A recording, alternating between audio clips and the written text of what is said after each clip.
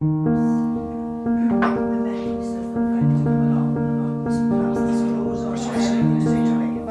mae feio, mam a fi ma fel criw Coda ni heddi i gwrdd â Mick a Colleen o Cymaddau Domestic Abuse Service, CDAS yn fyr. Maen nhw wedi bod yn egluro i ni nawr ynglyn â y problemau sydd gyda lot o bobl yn yr ardal o ran domestic abuse a violence, a'r cymorth maen nhw'n rhoi i gymaint o bobl yn fenwod dynion a phlant, a'r angen sydd i gael yma yn Sir Caerfyrddin. Byddwn ni falle ddim yn sylweddoli bod yr angen. A felly ni fel Coda ni wedi penderfynu bod ni am gefnogi yr elusen hon am y flwyddyn nesaf o leia, a'n gobeithio codi arian i helpu nhw, achos mae lot o grantiau nhw arfer cael wedi torri. So mae rhoddion yn hyn o fwy bwysig yn nhw nawr. Carmarthen Domestic Abuse Services, formerly Carmarthen Women's Aid, provide domestic abuse services, specific domestic abuse services in a local capacity here from Queen Street. For anybody who's a sufferer or a victim of domestic abuse, can come to the drop-in, or they're often referred in from other agencies to us as well. We offer, the drop-in service, the counselling service, floating support service. We have a Men2 project, we have a vintage project, and we can offer refuge as well to victims of domestic abuse, in amongst a number of holistic and organic services here at Queen Street. People that come into the service, wide-ranging needs. They can be had to have a long-term domestic abuse. There can be a trigger point for somebody at the point that they need to leave to come into refuge.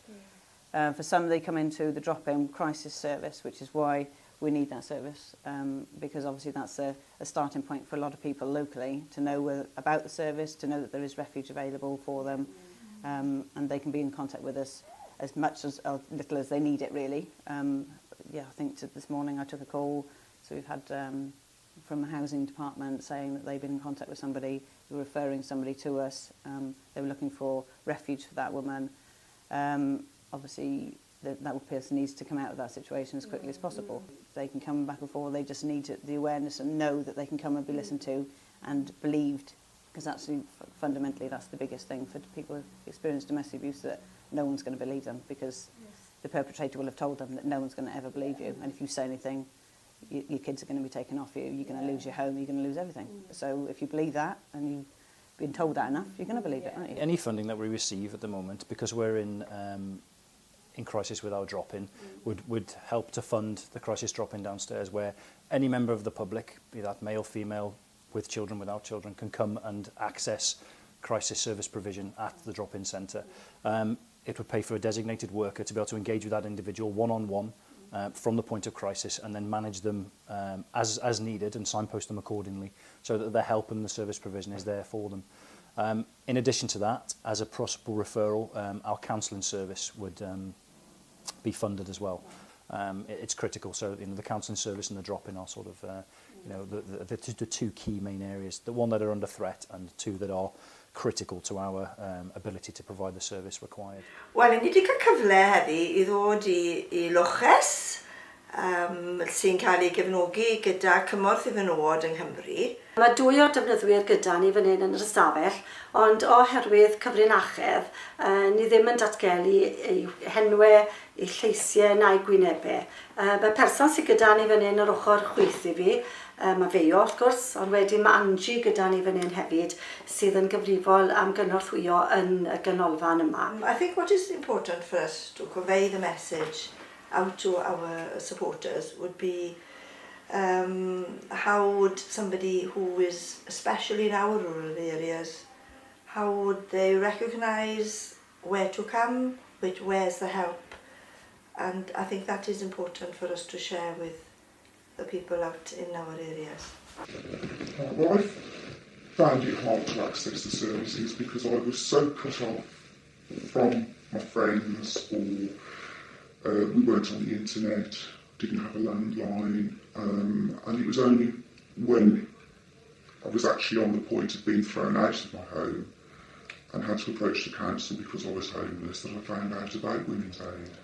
So for me, that was important to find out that there was support, because you do feel isolated, you feel frightened, and I would advise anybody who is suffering any form of domestic abuse to tell somebody. It's important to have someone that you can tell. You can't always go to the police straight away, you're not always ready for that. It's not always your first port of call, because you're frightened of recriminations, etc. So it's important to have somebody who understands domestic abuse, because a lot of people just think it is violence, and it's not. It's a lot more than that. That's just a small part of it sometimes. It's very complicated. I think it's a big step to take, I'm sure, because you've got to learn to trust other people. That's the hardest part, and especially when you've been in a relationship for a long time, which I have been married for a very long time, and obviously being older as well. You moved away from family, isolated from friends, you don't know who you can trust.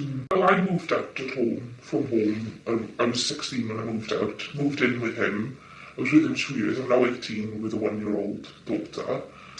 Now, because I was so young going into such a serious relationship, I didn't know what was normal and what wasn't. I think personally that's why I stuck around for so long, because I thought, oh, this is normal, like I didn't have the best childhood either. So me going from one thing to another, I thought it was normal, and then coming here, it made me realise that no, that's not normal, that's not right, I shouldn't be treated that way, and my child shouldn't be around that environment either. Because I think from what I experienced as a child, that's why I accepted it as an adult in the relationship. Now, if I was still with him and my child grew up with that, I feel like she, as an adult, would go into a relationship that was similar, because the child... So she would know. Yeah. So I'd feel guilty for that then, and I'd blame myself. So coming here has made me open my eyes to how you should be treated, what is right and what's wrong, and you're worth more than that. But the support network afterwards is the most important thing, otherwise you can't move on. You know, you need to know how to keep yourself safe. And there are lots of projects that do happen around refuge that you're encouraged to go to. I don't know if I mentioned the Freedom Programme here. I found that very, very helpful. It does build your confidence, your self-esteem. You don't have to talk about your personal circumstances, but if you'd like to, it can be brought out. You discover different aspects of your partner's behaviour that maybe you hadn't realised were controlling, because it's small things sometimes, and they build on and on and on to it until it becomes the whole of their personality in the end is controlling.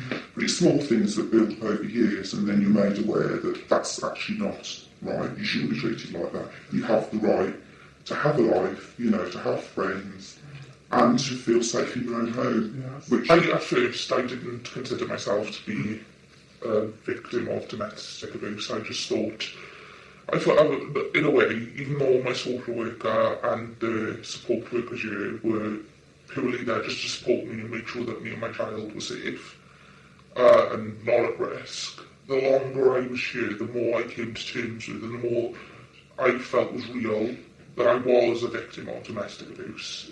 It was emotionally, mentally, do you know what I mean? And there's so many varieties, if you will, of domestic abuse.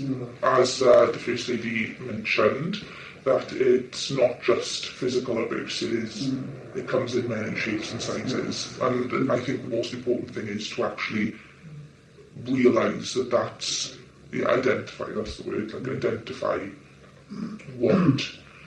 what you're going through, really. But the first few weeks are very difficult. You feel out of place, it's emotional, draining, I'd say, as well. But the longer you're here, the more you seem to realise that you are here, you're in a safe place, you get the support and help that you need. I think for me, having worked for the service for 7 years, for me financial abuse is a big one. You know, not allowing you to have your own money, and taking access of your bank account, taking access of your Facebook account, hacking your email, just knowing every single thing you're doing. I think the emotional, when there's children involved, And I do believe women do stay for a long time with young children, believing they're doing it for the right reasons, and often when they are out of the relationship then feel so guilty. But I think every woman has to do it in her time, and the time is right for her. It's not for us to make that decision for the woman. It's her choice, it's her life.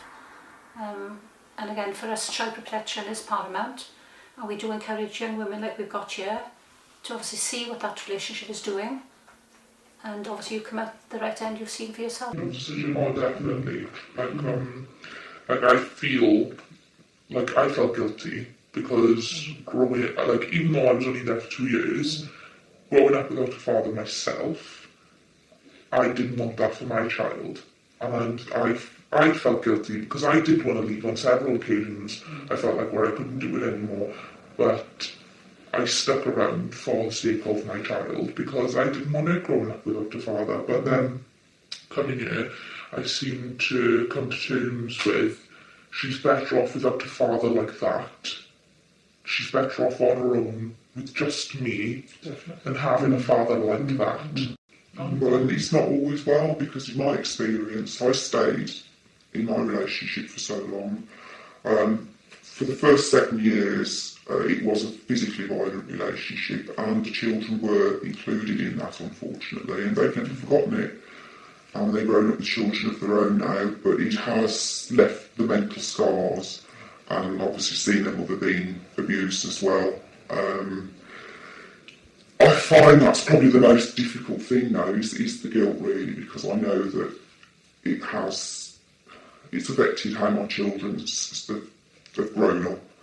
But at the time, I was threatened that if I did leave with the children, that I would be hunted down and they would be shot in front of me, and then I would be shot as well. And I have had a shotgun pointed in my face by my husband. So it's the fear of, even if you do leave, will you be safe? Because you're going to be hunted for, and they're going to make sure that you never live to tell the tale. You're never going to get away from me unless it's in a body bag.